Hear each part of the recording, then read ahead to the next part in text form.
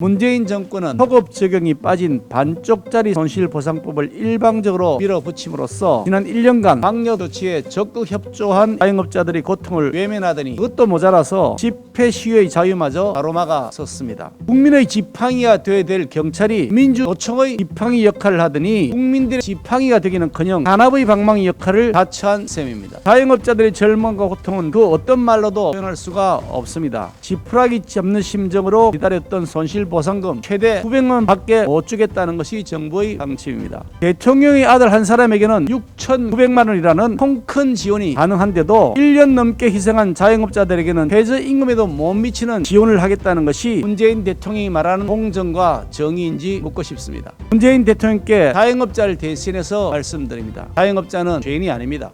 전혀 예측하지 못한 급발진 사회적 거리두기 강화 조치로 생존 위기에 내몰린 자영업자들이 심야 차량 시위에 나섰습니다. 절망적 상황 속에서도 시민들의 불편을 최소화하고 방역 수칙도 지키기 위해 심야 시간을 택해 그것도 방법을 1인 차량 시위를 하는 방식을 택하는 그런 지혜를 보여주셨습니다. 그런데 문재인 정권은 소급 적용이 빠진 반쪽짜리 손실보상법을 일방적으로 밀어붙임으로써 지난 1년간 방역 조치에 적극 협조한 자영업자들의 고통을 외면하더니 그것도 모자라서 집회 시위의 자유마저 가로막아 섰습니다. 경찰은 서울 시내 20여 곳에 검문소 세우면서 차량 시위, 원천 봉쇄에 적극 나섰습니다.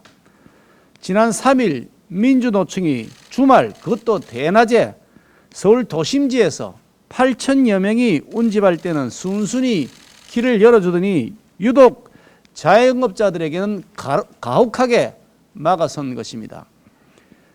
국민의 지팡이가 되어야 될 경찰이 민주노총의 지팡이 역할을 하더니 국민들에 대하여 지팡이가 되기는커녕 탄압의 방망이 역할을 자처한 셈입니다. 더구나 이번 사태는 문재인 정권의 코로나 방역이 기준도 잣대도 없는 제멋대로 정치 방역임을 다시 한번 확인시켜 주었습니다.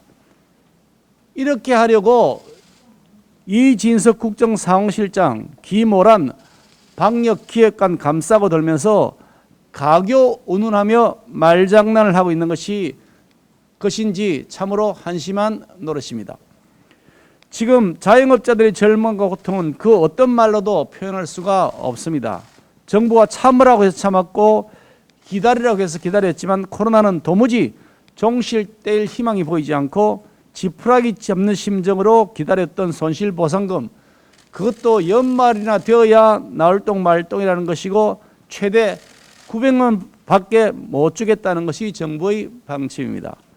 심지어 이번 4단계 거리두기 조치로 인한 손실액 그것은 이번 정부가 제출하는 추경안에 전혀 반영되어 있지 않기 때문에 앞으로 어디에서 보상받아야 할지도 모릅니다.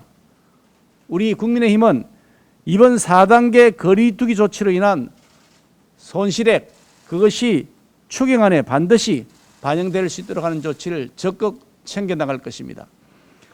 대통령의 아들 한 사람에게는 6,900만 원이라는 통 큰 지원이 가능한데도 1년 넘게 희생한 자영업자들에게는 최저임금에도 못 미치는 지원을 하겠다는 것이 문재인 대통령이 말하는 공정과 정의인지 묻고 싶습니다.